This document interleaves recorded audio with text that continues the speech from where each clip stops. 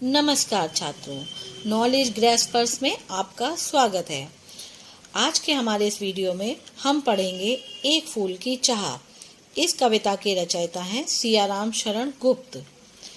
एक फूल की चाह कविता में गुप्त जी ने भारतीय समाज के अछूत माने जाने वाले वर्ग के दर्द का वर्णन किया है कि किस प्रकार एक दलित व्यक्ति अपनी बीमार लड़की, जो कि एक महामारी की चपेट में आ जाती है, की इच्छा का मान रखते हुए देवी के मंदिर में एक फूल लाने के लिए जाता है। परंतु वहां पहुंचकर जब वह प्रसाद चढ़ाता है, तभी लोग उसे पहचान लेते हैं और अछूत व्यक्ति के मंदिर में प्रवेश करने के कारण उसे पीटते हैं, जिससे उसके हाथ का प्रसाद व फूल भी गिर जाते हैं और वह अपनी बेटी की अंतिम इच्छा भी पूरी नहीं कर पाता। माँ के प्रसाद का एक फूल भी ना दे सका, इसका उसे जीवन भर अफसोस रहता है। तो आइए बच्चों, अब हम पूरी कविता पढ़ते हैं। बहुत रोकता था सुखिया को, ना जा खेलने को बाहर, नहीं खेलना रुकता उसका, नहीं ठहरती वह पल भर। मेरा हृदय काँप उठता था, बाहर गई निहार उसे, यही मनाता था कि बचा लूं किसी भांति इस बार उसे। इस कविता के मुख्य पात्र, जिनकी बेटी का नाम सुखिया था, वह अपनी आप बीती सुनाते हुए कह रहे हैं कि मैं अपनी बेटी सुखिया को बार बार बाहर जाने से रोकता था, क्योंकि उस समय एक महामारी फैली हुई थी। लेकिन मेरी बेटी सुखिया बहुत चंचल थी, वह एक क्षण भी एक जगह पर नहीं ठहरती थी, मेरी एक बात भी नहीं मानती थी और बार बार खेलने के लिए बाहर चली जाती थी। जब भी मैं अपनी बेटी को बाहर जाते हुए देखता था, तो मेरा हृदय डर से काँप उठता था। मैं यही सोचता था कि किसी तरह मैं अपनी बेटी को इस महामारी के प्रकोप से बचा लूं। भीतर जो डर रहा छुपाए, हाय वही बाहर आया। एक दिवस सुखिया के तन को ताप तप्त मैंने पाया। ज्वर में विह्वल हो बोली वह, क्या जानूं किस डर से डर। मुझको देवी के प्रसाद का एक फूल ही दो लाकर।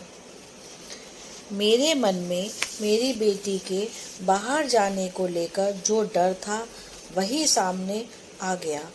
एक दिन मैंने अपनी बेटी को बुखार से तपते हुए देखा। उस बच्ची ने बुखार में, बेचैनी में मुझसे कहा, पता नहीं मुझे किस बात का डर लग रहा है, आप मुझे देवी माँ के प्रसाद का एक फूल लाकर दे दो, वह फूल जो मंदिर में देवी के आगे अर्पित किया जा चुका हो। क्रमशः कंठ क्षीण हो आया, शिथिल हुए अवयव सारे, बैठा था नव नव उपाय का, चिंता में मैं मन मारे। जान सका ना प्रभात सजग से, हुई अलस कब दोपहरी, स्वर्ण घनों में कब रवि डूबा, कब लौटी संध्या गहरी। सुखिया के पिता अपने दुख का वर्णन करते हुए कह रहे हैं कि मैं अपनी बेटी की बीमारी बढ़ते हुए देख रहा हूँ कि सुखिया में अब इतनी भी ताकत नहीं बची कि वह अपने गले से कुछ आवाज़ निकाल पाए। उसके एक एक अंग कमज़ोर हो रहे हैं। मैं इतना चिंता में डूब गया हूँ, मेरा मन निराश हो रहा है और किसी चमत्कार की आशा कर रहा है। मुझे पता ही नहीं चला कि कब सुबह से दोपहर हो गई और कब सूर्य सुनहरे बादलों में डूब गया और कब गहरी शाम हो गई। सभी ओर दिखलाई दी बस अंधकार की ही छाया, छोटी सी बच्ची को ग्रसने कितना बड़ा तिमर आया। ऊपर विस्तृत महाकाश में जलते से अंगारों से झुलसी सी जाती थी आंखें, जगमग जगते तारों से। सुखिया के पिता अपनी लाचारी, अपनी व्यथा बताते हुए कहते हैं कि आसमान में चारों तरफ अंधकार ही अंधकार दिखाई दे रहा था। ऐसा लगता था कि वह अंधकार मेरी बच्ची को निगलने के लिए चलता चला आ रहा है। ऊपर विशाल आकाश में चमकते तारे आज ऐसे लग रहे थे जैसे जलते हुए अंगारे हों। उनकी चमक आज आंखों को ठंडक नहीं दे रही थी। उनकी चमक से आज आंखें झुलसी सी जाती थी। देख रहा था जैसे सुस्थिर हो, नहीं बैठती थी क्षण भर। हाय वही चुपचाप पड़ी थी, अटल शांति सी धारण कर। सुनना यही चाहता था मैं, उसे स्वयं ही उकसाकर, मुझको देवी के प्रसाद का एक फूल ही दो लाकर। कवि कहता है आगे कि जो बच्ची एक पल के लिए भी एक स्थान पर नहीं टिकती थी, आज वही चुपचाप बिना हिले डुले एक जगह पड़ी हुई है। कवि कहते हैं कि मैं उसे झंझोर कर, हिलाकर पूछना चाहता हूँ कि वो मुझसे कुछ बोले और एक बार फिर मुझसे कहे कि उसे देवी के प्रसाद का फूल चाहिए। ऊंचे शैल शिखर के ऊपर मंदिर था विस्तीर्ण विशाल, स्वर्ण कलश सरसिज वहीं स्थित थे, पाकर सुमिदित रवि कर जाल। दीप धूल से आच्छादित था मंदिर का आंगन सारा, गूंज रही थी भीतर बाहर मुखरित उत्सव की धारा। ऊंचे पहाड़ की चोटी के ऊपर एक विशाल मंदिर था।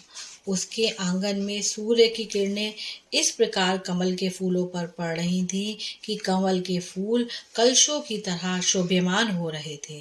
मंदिर का पूरा आंगन धूप और दीप की सुगंध से महक रहा था और मंदिर के अंदर और बाहर जैसे किसी उत्सव का सा माहौल था। भक्त वृंद सब मधुर कंठ से गाते थे सा भक्ति मृद में, पतित तारणी पाप हारणी माता तेरी जय जय जय। पतित तारणी तेरी जय जय मेरे मुख से भी निकला, बिना बड़े ही मैं आगे को जाने किस बल से ढिकला। भक्तों के झुंड में मधुर वाणी में एक सुर में देवी माँ की स्तुति हो रही थी। मेरे मुंह से भी माता रानी की स्तुति निकल गई। हे माता रानी तेरी जय जयकार हो। मेरे खुद आगे कदम नहीं बढ़ रहे थे, फिर भी मुझे ऐसा लग रहा था कि किसी अज्ञात शक्ति ने मुझे मंदिर के अंदर धकेल दिया हो। मेरे दीप फूल लेकर वे अम्बा को अर्पित करके, दिया पुजारी ने प्रसाद जब आगे को अंजलि भरकर। भूल गया उसका लेना झट परम लाभ सा पाकर मैं, सोचा बेटी को माँ के ये पुण्य पुष्प दूं जाकर मैं। पुजारी ने मेरे हाथों से दीप और फूल लेकर जब देवी की प्रतिमा को अर्पित किए और उसके बाद पुजारी ने अपने हाथों से अंजलि भरकर मुझे प्रसाद दिया, तो मैं लाभ पाने की खुशी में उन्हें जल्दी से लेना ही भूल गया। मैं देवी के प्रसाद के पुण्य फलदायी पुष्प जो मेरी बेटी ने मुझसे मंगाए थे, उसे जल्दी से जल्दी बेटी तक पहुंचाने की बात सोच रहा था। सिंहपौर तक भी आंगन से नहीं पहुंचने मैं पाया, सहसा यह सुन पड़ा कि कैसे यह अछूत भीतर आया। पकड़ो देखो भाग न जाए, बना धूर्त है यह कैसा, साफ स्वच्छ परिधान किए हैं भले मनुष्यों के जैसा। अभी मैं प्रसाद लेकर बाहर निकल ही रहा था कि मैं मुख्य द्वार तक भी नहीं पहुंच पाया कि किसी ने पीछे से आवाज लगाई, अरे अरे देखो यह अछूत मंदिर के अंदर कैसे आ गया है। इस धूर्त की हिम्मत तो देखो कि कैसे सभ्य लोगों के बीच आकर उनकी पोशाक पहने हुए है। अरे पकड़ो कहीं यह भाग ना जाए। पापी ने मंदिर में घुसकर किया अनर्थ बड़ा भारी, कलुषित कर दी है मंदिर की चिरकालिक शुचिता सारी। है क्या मेरा कालुष बड़ा है देवी की गरिमा से भी, किसी बात में हूँ मैं आगे माता की महिमा के भी। किसी ने कहा कि इस पापी ने तो मंदिर में घुसकर बहुत बड़ा अनर्थ कर दिया है और मंदिर की लंबे समय से चली आ रही परंपरा और पवित्रता को अशुद्ध कर दिया है। यह सुनते ही मैंने अपने आप से पूछा, क्या ऐसा हो सकता है कि मेरे आने से यह मंदिर अशुद्ध हो जाएगा? माता की महिमा के आगे मेरी अपवित्रता क्या अधिक भारी हो गई है? क्या सचमुच मैं किसी मामले में माता की महानता से भी आगे हूँ? माँ के भक्त हुए तुम कैसे करके यह विचार खोटा, माँ के सम्मुख ही माँ का तुम गौरव करते हो छोटा। कुछ ना सुना भक्तों ने झट से मुझे घेर कर पकड़ लिया, मार मार कर मुक्के घूसे धम से नीचे गिरा दिया। मैंने कहा, कैसी बात करते हो आप लोग? अपने आप को माँ का भक्त कहते हो और ऐसी छोटी बात करते हो? यदि आप लोगों को लगता है कि मेरी अशुद्धता से माँ अशुद्ध हो जाएंगी तो यह बहुत गलत सोचते हो। माँ की महिमा तो बहुत महान है। माँ किसी के छूने से कभी अशुद्ध नहीं हो सकती, बल्कि वो तो अशुद्धों को भी शुद्ध कर देती हैं। लेकिन मेरी इन बातों का किसी पर कोई असर नहीं हुआ। लोगों ने मुझे घेर लिया और मुझ पर घूसों और लातों की बरसात करने लगे। मेरे हाथों से प्रसाद भी बिखर गया, हाँ सबका सब। हाय अभागी बेटी, तुझ तक कैसे पहुंच सके यह अब। अंतिम बार गोद में बेटी तुझको ले न सका मैं, हाँ एक फूल माँ के प्रसाद का तुझको दे न सका मैं, हाँ। इस हाथापाई में मेरे हाथों में जो प्रसाद था वो सब का सब गिर गया और मैं बहुत दुखी हो रहा था, क्योंकि अब मैं अपनी बेटी को यह प्रसाद नहीं पहुंचा पाऊंगा, उसकी आखिरी इच्छा भी पूरी नहीं कर पाऊंगा। और जैसे ही मुझे पता चला कि मेरी बेटी की मृत्यु हो चुकी है, मैं विलाप करने लगा, लेकिन इसका किसी पर कोई असर नहीं हुआ। मुझे बहुत अफसोस हो रहा था कि मैं अपनी बेटी को अंतिम बार गोदी में भी ना ले सका और मैं अपनी बेटी की अंतिम इच्छा देवी के प्रसाद के रूप में उसे एक फूल भी ना दे सका। धन्यवाद। यदि आपको हमारा ये वीडियो पसंद आए तो लाइक एंड सब्सक्राइब करना ना भूलें। धन्यवाद।